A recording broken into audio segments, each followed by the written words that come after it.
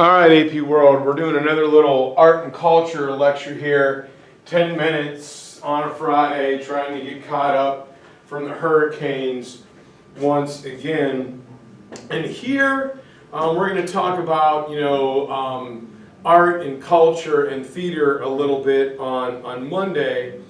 But some of the other cultural achievements that happened during the period after the Persian Wars is we have a couple historians.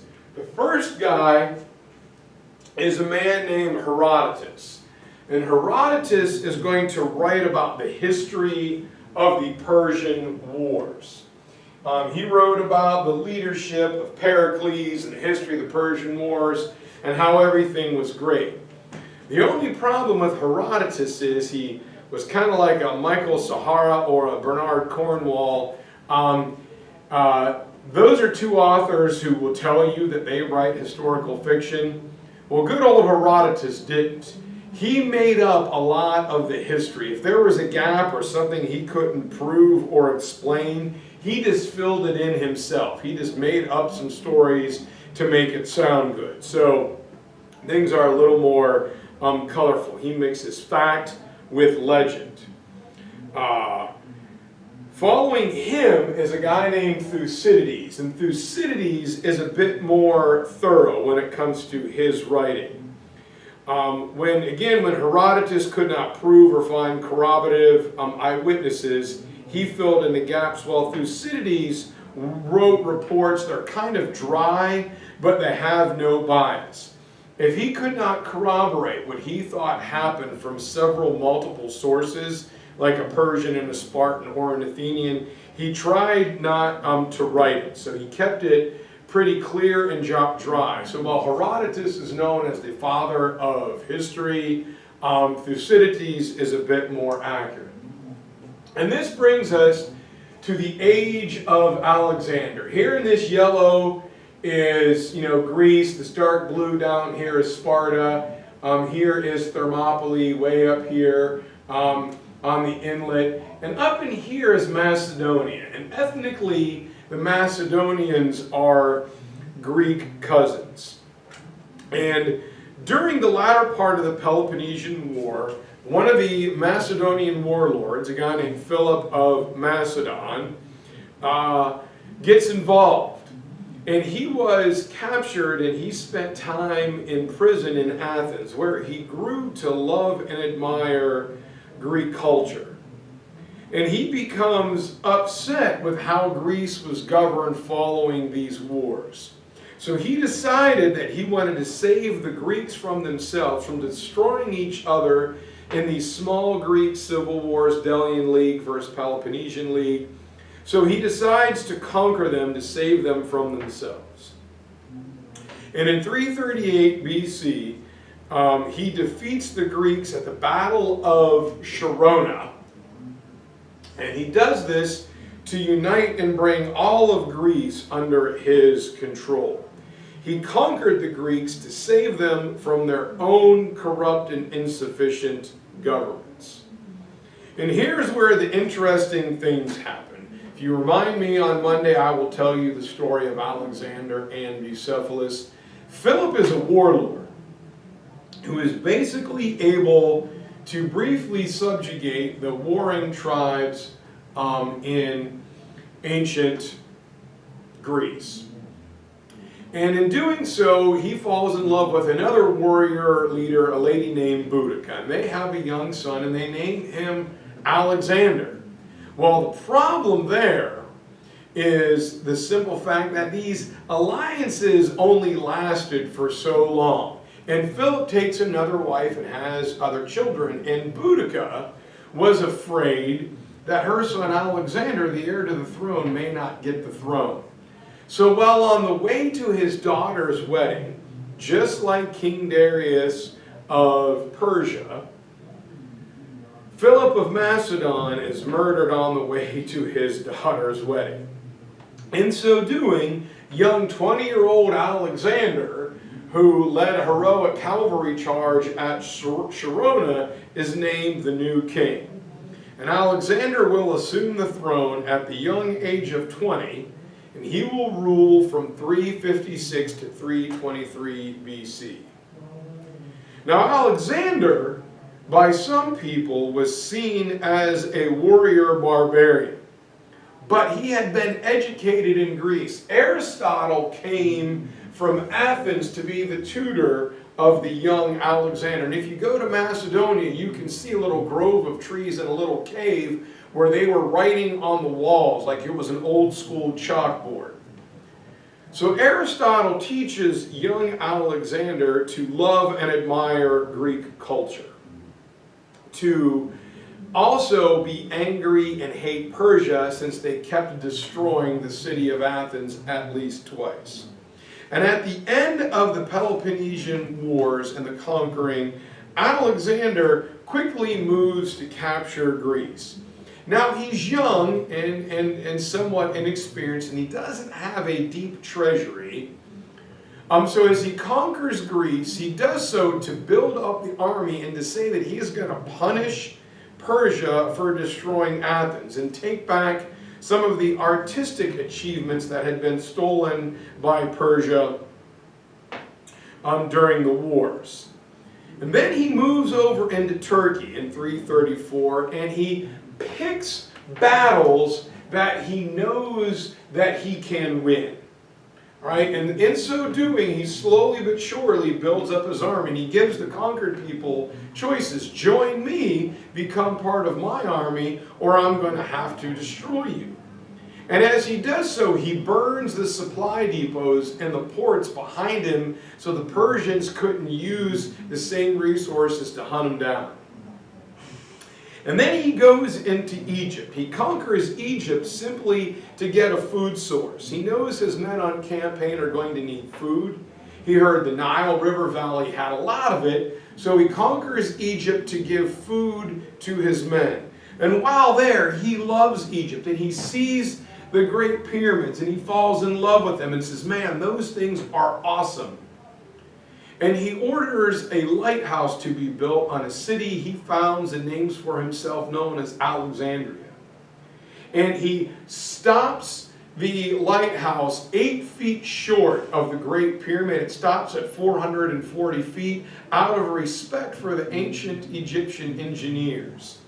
And he goes into the Great Pyramid where he carves his name in the burial tomb of Cheops. And while he's there, you got to be a little bit of a showman to be a great military leader. Alexander the Great goes to an oracle, and he gets hopped up on some Egyptian peyote, and there it's revealed to him why he is so great. He was a descendant of the great Greek demigod Hercules. So Alexander is not just a man, but he is a demigod, like Percy Jackson. That is why he is so, I am so awesome, I'm part demigod, Hercules, this is going to be great. And he moves over into the Persian Empire when he wins battle after battle after battle. And soon he goes up against the Persian Emperor Darius III, and in 331 BC, something interesting happens. Near the Euphrates River, Darius comes out to meet him. He says, hey, great King Alexander, you are a mighty conqueror. Rather than keep fighting, why don't we divide the empire? Why don't you take everything from the Euphrates River to the west, and I'll take everything from the Euphrates River to the east, and to show you my goodwill, I will let you choose which of one of my daughters to be your bride to cement the relationship. And Alexander says, well, that's a pretty good idea, except if I defeat you, I can take the whole empire and all of your daughters. Darius III was like, well, yeah, but that's not how these negotiations work. Like, that's not how it goes. And Alexander said, who said this was a negotiation? So Darius goes back to the city of Baghdad, the narrow point between the Tigris and the Euphrates, and he builds his defenses looking westward. While Alexander goes up farther north to the wider part between the two rivers, and he tells his men, drop everything you can carry, drop everything except your weapons and as much water as you can carry. we're going to go across the desert. We're going to be hot. We're going to be thirsty. We're going to be half dead. But when we get to the other side, as a demigod, I promise you, there will be more food than you can possibly eat. And Alexander drops his stuff, and he heads off with his men. And it takes them weeks to cross the desert, and they're nearly dead when they get to the Tigris River, but there are fields and barges full of food. It was harvest season in the Persian Empire, and so they were taking all of that food into the city. Alexander had spies. He knew it was there, but now his men really do believe that he is a demigod. And as they come down the Tigris, Darius was looking one way, and he turns around, and Alexander is behind him. And when Alexander gets into the city, Darius's men say, "Oh, great King Alexander, look, we have you a present. We have Darius's head." And he's like, "No! What did you do that for? I didn't want you to do that. Ah!" But Alexander keeps going. He keeps going east. At every point, he never loses a battle. Alexander's battle strategy was, and again, he led from the front, he would look at where your defenses were the strongest. And then he would aim right for that, leading the men himself. And his idea was, if I punch through your strongest defenses and I get behind you, I can now swing to my right or my left and kill or capture you. And if I punch through where your defenses are the strongest, you are now demoralized. If he can get through that, then we can't stop him. And Alexander goes and goes and goes, fighting the whole way, never losing one single battle. He will cross the Hindu Kush Mountains into India in 326. But upon closing in on the Indus River, Alexander's troops were tired. They're like, "Look, Al, we've been on campaign." All right, here he is. He goes down in Egypt, then he starts going this way. This is where he crosses the Tigris and the Euphrates, comes down, and keeps on going. He gets to the Indus River, and his guys say, "Sir, we've been going for 10 years. We've marched close to 11,000 miles, fighting every step of the way. We just want to go home." Knowing that if he lost his hardcore supporters, his men that have been with him since Macedonia, he would lose, he agrees to take a halt. They return to Babylon, to where they are going to rest and refit his army. But while in Babylon, Alexander is bitten on the cheek. He gets an infection, and at the young age of 32, 33, he dies of a fever. At that point, he had created one of the largest empires, the largest empire the world had seen to that point. And his empire is going to be divided up against three of his generals. One gets Greece and Macedonia, another one gets Egypt, and another one gets most of the Persian Empire, the Ptolemaic, the Seleucid empires that you'll look about in your book. But Alexander is more than just a conqueror. His legacy is incredible. Not only was he a skilled military guy, because of his tutelage by Aristotle, he had an insatiable thirst, a curiosity, and a love of knowledge and learning.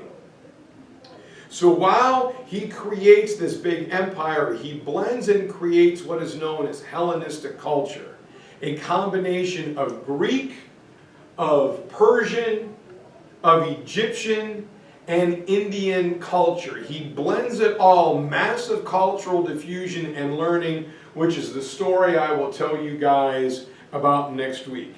That's your bedtime story for this Friday and this weekend. I'll see you guys Monday. Lock it down on that take-home test, guys.